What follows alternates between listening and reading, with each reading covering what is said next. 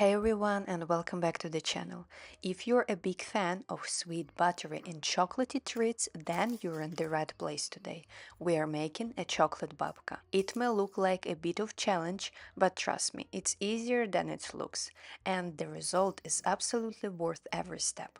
We will be making a soft buttery dough filled with rich chocolatey goodness and topped with a sweet syrup glaze to give it that perfect finish. Alright, let's get started. First, we start with the dough. In a large bowl, add 250 grams of flour, followed by 50 grams of sugar and 1 teaspoon of yeast. Then take one egg, beat it slightly, and add half of it to the dough. The other half we will use to brush the dough before baking, so just set it aside for now. Next, pour in 120 grams of warm water. Mix everything well until the dough starts coming together.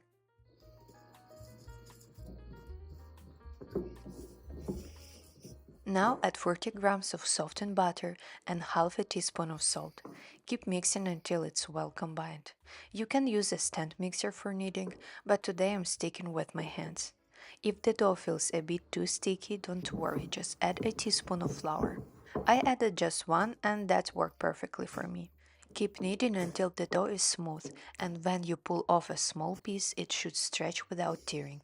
That's the gluten window test. Once it's ready, cover the bowl and let the dough rise in a warm place for 1 to 2 hours or until it doubles in size. While the dough is rising, let's work on that delicious chocolate filling. In a microwave-safe bowl, combine 50 grams of dark chocolate, 50 grams of butter, and 1 teaspoon of vanilla extract. Heat it in the microwave for about 30 seconds, then stir until it's completely melted and smooth. If it's not fully melted, return the bowl to the microwave and heat in short bursts, stirring in between until it's smooth. Now add 90 grams of Nutella and mix it until it's well combined. Next, sieve in 25 grams of cacao powder to avoid any lumps. Then stir it all together. After that, add 30 grams of powdered sugar and 1 tablespoon of vegetable oil. Mix everything until it's smooth and spreadable.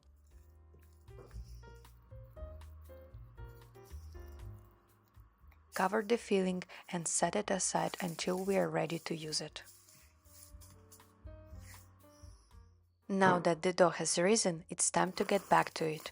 On a lightly floured surface, roll the dough into an approximately 12 by 17 inch rectangle.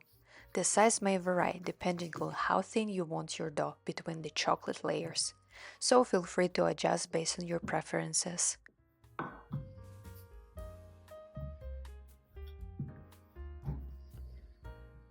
When it's rolled out, take the chocolate filling and spread it evenly over the dough. Be sure to cover it all the way to the edges for that perfect chocolate swirl.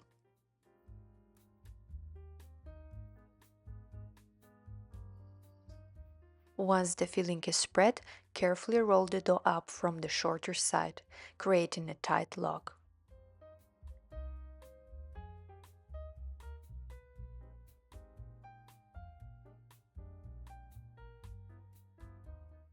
At the end, pinch the dough to seal it and sprinkle a little flour to prevent sticking. After you roll it up, cover it and place it in the freezer for 20 minutes. This will make it easier to cut and shape the babka later. Once the dough has chilled in the freezer for 20 minutes, take it out and carefully cut the roll in half lengthwise. You should see the beautiful chocolate swirl inside.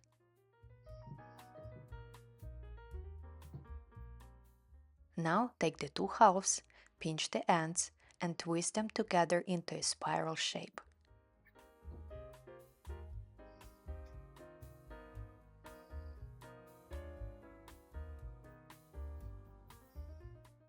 Place the twisted dough into a baking pan lined with parchment paper or greased with butter, making sure it's arranged neatly.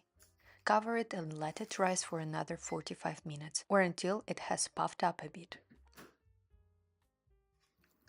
Once the babka has risen, brush it with the remaining beaten egg that we set aside earlier. This will give it that beautiful golden finish when it bakes. Now place the babka in the oven preheated to 340 degrees Fahrenheit and bake for 45 minutes or until it's golden brown and fully cooked through. While the babka is baking, let's make the glaze. In a small pot, combine 50 grams of sugar and 50 grams of water. Bring it to boil, stirring occasionally, and let it simmer for a few minutes. When the sugar is dissolved, it's ready. Once the babka is ready, take it out and while it's still hot, generously brush it with the warm syrup. This will give it a shiny sweet finish. Once the babka is glazed, let it cool down in the baking dish for a few minutes.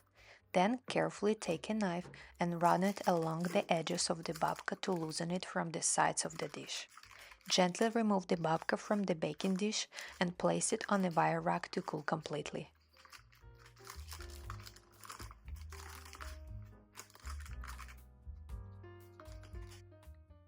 And there you have it, your delicious homemade chocolate babka, soft, sweet, and full of rich chocolatey goodness. If you enjoy this recipe, be sure to give it a thumbs up, subscribe for more, and hit that bell to get notified when I post new videos. Thanks for watching, and I will see you next time.